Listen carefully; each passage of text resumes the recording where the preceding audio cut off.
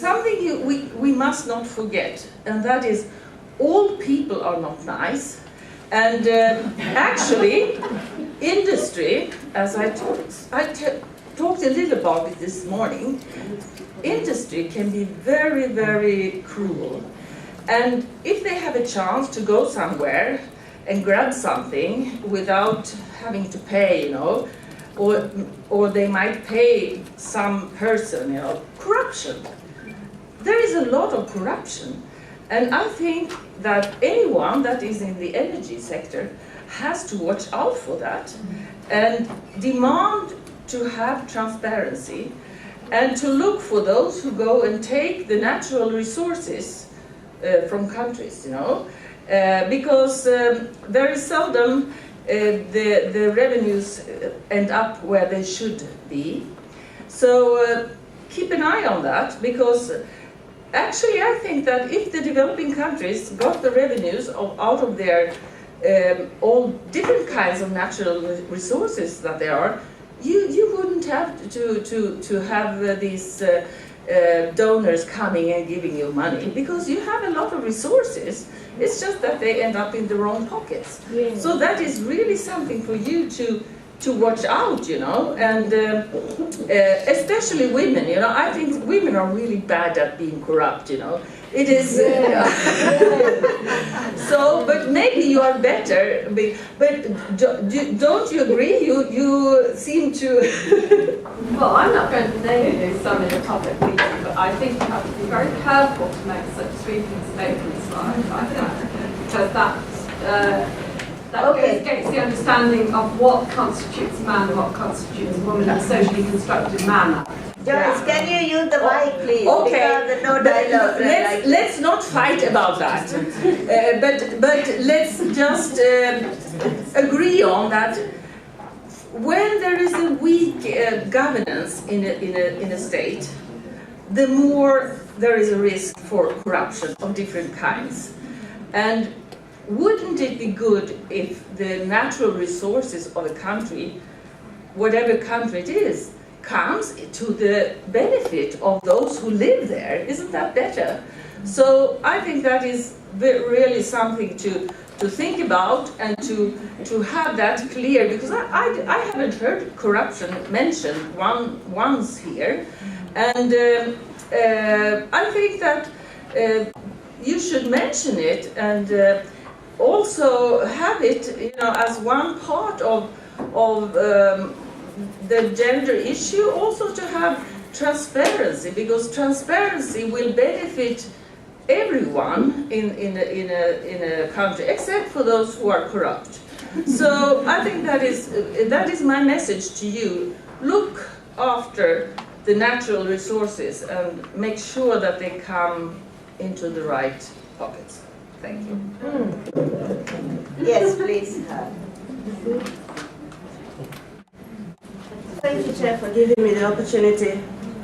I would like to thank the presenters for their informative presentations. But, Mike?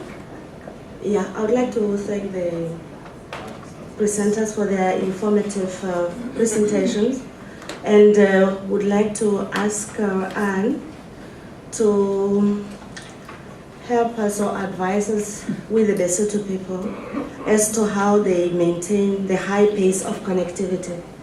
That's very interesting to us, because up to now in Lesotho we have only 23% connection to the grid, and I think would like to learn from the Tanzanians as to whether there are special programs. Sorry, Kenyans, as to whether they are, maybe I like Tanzanians very much, sorry. We'd like to know whether there are special incentives that you give to the prospective customers, or whether you have special programs for special, work that you are doing. So I have just one comment, and I think, maybe all of us here at ENERGIA can probably later try to address it, or even, make it a project on its own. That's the problem of women not applying for, high-level positions. Yeah, in a way being satisfied to just be, clerks and things like that. We have the same problem also in Lesotho. And the way I see it, or we've been thinking about it, is that maybe it's just a problem of stereotypes which needs to be addressed.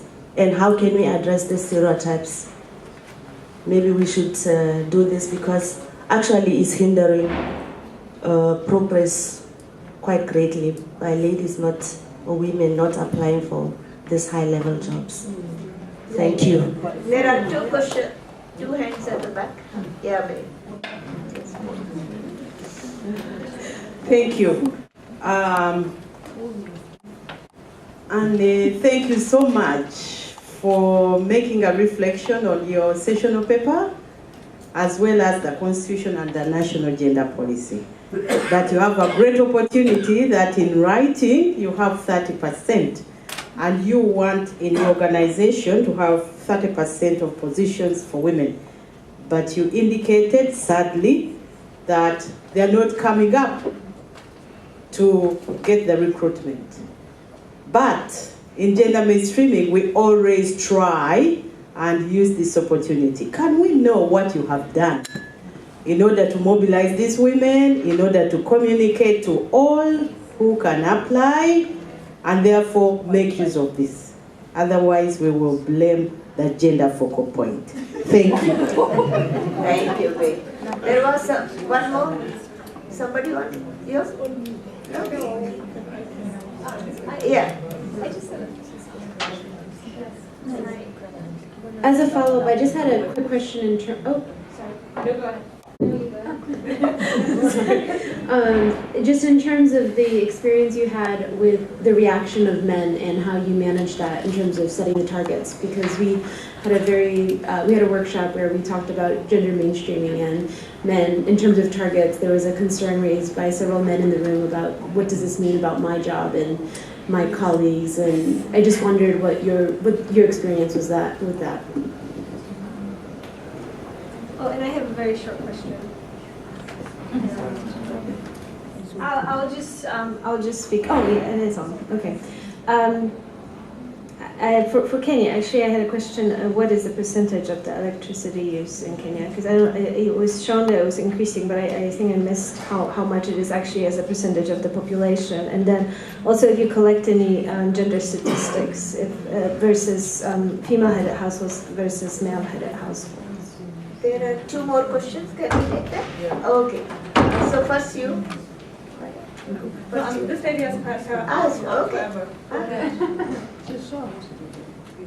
I want to speak concerning women being shy of applying for these technical positions. First of all, I would like to comment that what the Kenya Power Company is looking forward to doing, you mentioned that you're trying to encourage women to undergo training in this field.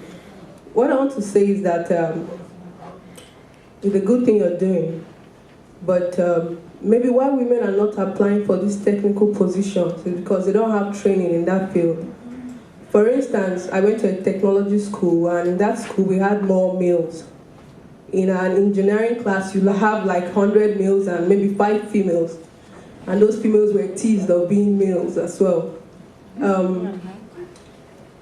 I will give a recommendation, and that is if Kenya or any other African country would like to increase the female population in this technical sector, maybe they can adopt what Nigeria did in the past. When Nigeria wanted to increase the number of teachers in their country, they gave scholarships. And not only were these women were trained and the government was paying for the training, but they were giving bursaries. So this was like an incentive to go and train, to go and study in that sector.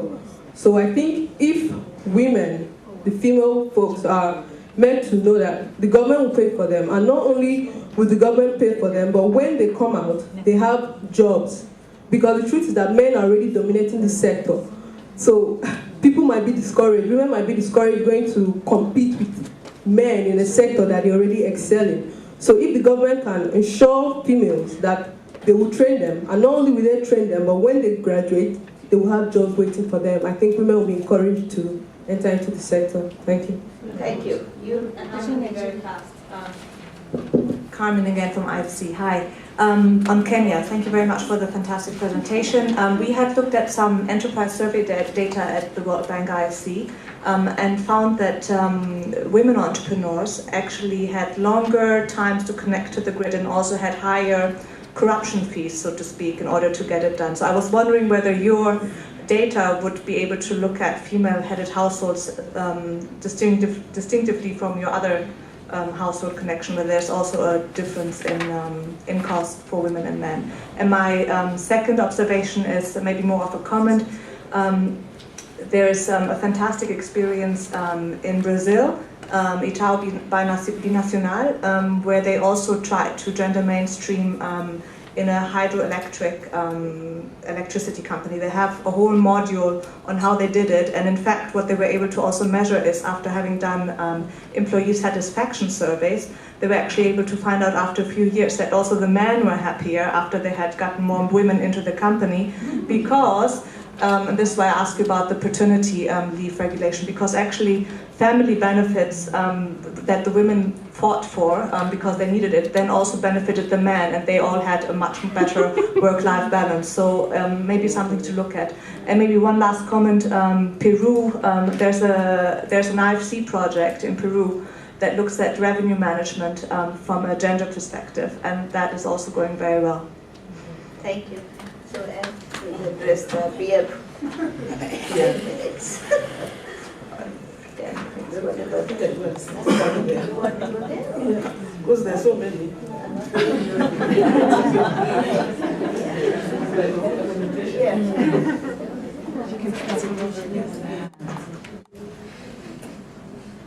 Thank you very much for those questions. I can see you are wide awake. Always waking us up. Yes, okay, now I'll answer the questions in the way you asked them. How do we maintain the high pace of electricity? That is the numbers. We took like affirmative action. We were doing around 40,000. We were told to do 80, we did 100. We were told to do 200, we did 250. So we just kept on going. We reviewed our processes, the way we were carrying it out. We realized that one of the issues that we had was the connectivity, and that's what I had put there. We came up with a standard rate of 35,000, and then we did what we call transformer maximization. Anybody within that 600-meter radius, you pay 35,000, you're connected. And that really brought in quite a number of customers. Number two, we came up with the Umeme Pamoja, the one I had put there. Those were schemes where electricity was quite far. People would come together, pool resources, and let's say it's about 500,000 and you're about 20 people. We divide the amount amongst the people who have applied, and as long as 25% had paid, we took electricity there. That also brought in quite a lot of numbers. Then we have the steamer loans, whereby we have facilities with banks who give credit facilities for connectivity. You go to the bank, you're given a loan, and you get your connectivity. They bring it to us, we connect with electricity. And then we've had the AFD loan, which has been highly successful, whereby, and it has favored mostly women, by the way, who came up and they came for the loan, they were assessed, and when they were found that they are able, that also brought in numbers. And then, of course, we did an aggressive marketing. We went out, and that's why we said we opened up 62 branches all over the country, and we told our marketing officers they had to get targets, they had to bring in numbers. So we did aggressive marketing. We went out, and when we had, wherever we had the transformers, we got the marketing officers to go around talking to people, barazas, doing road shows and so forth, so that we could get the numbers in. The other issue that we did is when we found that there were areas where there was a lot of potential of electricity, we are the ones who took up the cost of taking the transformers to those particular areas. We dropped them, and all the customers needed now was to pay the 35,000. So that's what we did. We actually went out and did a lot of aggressive marketing and talking to customers and making it easy. And then also what we did was to market out to we're talking about transparency.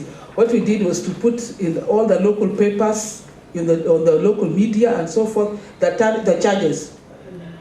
The charges that if you come, this is what you'll be charged. So that will stop the corruption. So you don't need to corrupt because you know, everybody knows it's 35,000 for a single phase and 45,000 for a 3-phase. So we made sure that information went all round, everybody got to know, so you do not need to corrupt. And we also put in the papers the names of the branch heads, who you're supposed to, because another issue we realized is some people did not know who they're supposed to contact. So we gave the names of the branch heads, we put them in the newspapers, and you call that branch head to get your electricity. So all we did was to have a very good marketing strategy. And then the problem, not applying for high. Okay, what we have done, of course, we are doing like the training seminars for women. We are encouraging them to apply. We are doing a lot of training. We are taking them to training sessions. We are trying to make them to be more self-confident, so that they too feel that they could be able to apply to these positions and they can make it. It's just to do a lot of like advocacy and training, and then of course telling them your story, your experiences, and saying it is you can get there. It's not rocket science or anything. You apply, you get the positions. Okay, men setting targets. That's why I have 4 men, 4 women. If Sheila, I don't know if she's here. What we did when we were going around doing the interviews, there was no woman. We said we're not doing the interviews. We are not going to be the ones who are going to do the external and internal assessment. We told the men who are the gender coordinators, the men, you do it. So they didn't see us. That got a lot of satisfaction from the men, and they felt free to be able to talk about it, because it was fellow men who were carrying out the assessment and not women. So that you get buy-in. And the one also, the MD, he's also a man. He's very much focused on gender mainstreaming. So once you got them on board, then the rest is not difficult. And that's why I say you need both men and women. Because when men saw that these, and the men will stand up and say, I'm a gender officer, I'm a gender coordinator. And that sent a very strong message across the organization that actually you can have men who are gender coordinators. It's not a woman thing. So you need to be able, like in organizations like us, you need to be able to come out and be able to get the men. And the only way is if you get them in the stage in which you're coming up with your particular programs. You get them involved. You get them to do those particular, especially the practical exercises. Get the men involved. Then you'll have more men be able to come up. Okay, I had said that the electricity, we are now 29% accessibility within the country. We used to be 15, we are now 29%. Okay, the problem with female-headed households is what normally happens. As you know, is it an African situation whereby it's the men who apply. Eh? So even if it's the woman, she put her husband's name. Yeah. So you find in the data, although it is the women who are pushing, it is the men's names who are mostly in the, yes. Because even like, land and everything, you generally, even if you're buying land, you still go and say, my husband and I. So it's my husband's name is put first, then mine second. So that is still going on. So even when they apply for electricity and all, you find it's mostly men. But we are going to carry out that study. But that is what we found, that most of it is men, and it's because it's not that the man is the one who comes. She comes to the man's ID and everything. The woman is coming, but she comes to the man's document. so maybe that's an issue that we have there. Training. Okay, training field. Okay, when it comes to training, we have affirmative action in Kenya, especially when it comes to training. The ladies get 1 point less to enter admission at the university level. We also have, the government also actually, for technician courses, it actually gives out scholarships. It puts in the papers telling women to please apply. You'll be given scholarships, you'll be given one. Okay, so we do have that, but again, we shall be able to share experiences with Nigeria to be able to tell us more, but we do have that. And also when it comes to jobs, do you know we actually go head hunting for women engineers and women technicians so that we meet the 30%. We actually go out looking for them. So in fact, we're told that if you have them, bring. So we still have those particular issues. So we are still trying to go out and, to ensure that we get the women engineers. And then when it comes to this issue of women taking longer for connection, like I've said, we have come up with those activities, those measures whereby we have tried to inform the public on how transparent our services are, how much you cost, who you should talk to, and what have you. We've got the marketing officers. We've also improved our call center so that we can be able to address most of the issues that are coming up. In fact, we've turned it now to a national call center. You just need to call one center anywhere in the country, so and your issues will be resolved. So we are trying to do that so that we reduce the issue of corruption. We are trying to be transparent, giving out, and with the forms and what, you can download them in the internet. If you like I was telling you, you can pay through your mobile, you can pay through the internet and so forth. So we really tried to demystify kind of our activities so that everybody can get to know about them. And then even following up your application, you can still do it online, even through SMS. You just give us your reference number and you'll be given the information. And then, of course, I will of course share the issues of Brazil. Of course, we do a whole lot of surveys, employee satisfaction, customer satisfaction. I think we do so many surveys to ensure that we know exactly what the employees are saying, what the customers are saying, and what we need to do to be able to improve our services. So yearly we've got about 10 or so surveys that we carry out. I know we ask customer, there's corruption index. We also do carry out corruption index survey within the company to find out how corrupt, who is the most corrupt.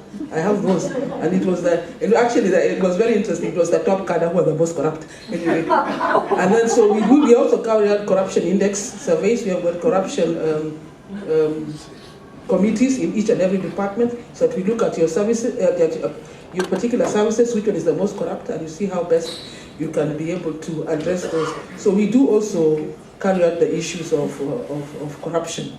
And the corruption is usually mainly, why it's the upper echelon, because it's mainly to do with the tendering. The tenders and procurement. That's where we have quite a lot of corruption going on. And I think that's it. Thank you very much. What do you wanted to say something? Yeah, something I just wanted to say, just in maybe in defense of Anne and her company, that of course I think what we need to keep emphasizing, because they've done a wonderful job. Of course, it's a stellar example of a company doing a wonderful job, but I also want to keep emphasizing it when we're in a society, when we're in a country together. It's not only the company's responsibility. This is where we keep always arguing for. It's civil society that needs to keep doing.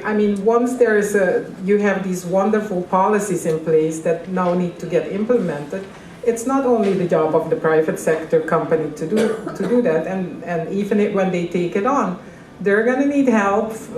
Civil society has to do their job to make everybody aware, to make sure that there's advocacy for these different things, to make sure that the facilities, the conditions for these women to really want these jobs and to participate in that company are there, and that the company understands what it takes to get the women there.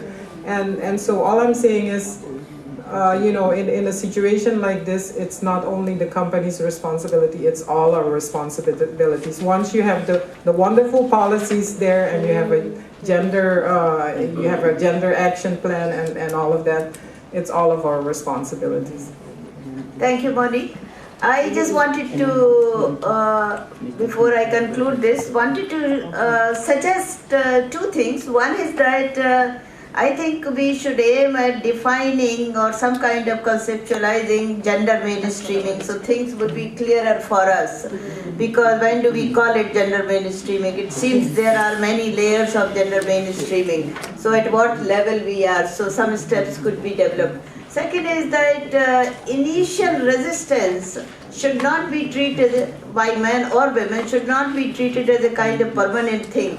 Because in self-help groups in India, which is a massive kind of rural women's program, there was a lot of resistance and resistance by men, women joining self-help groups and also going for those meetings because the so-called hot meals were not served. I mean, just kind of women going out.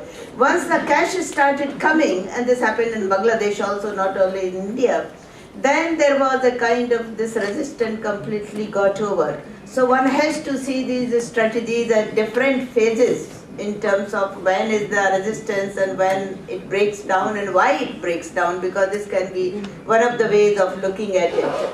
But thank you very much. But before we close the session, I think some logistics announcement have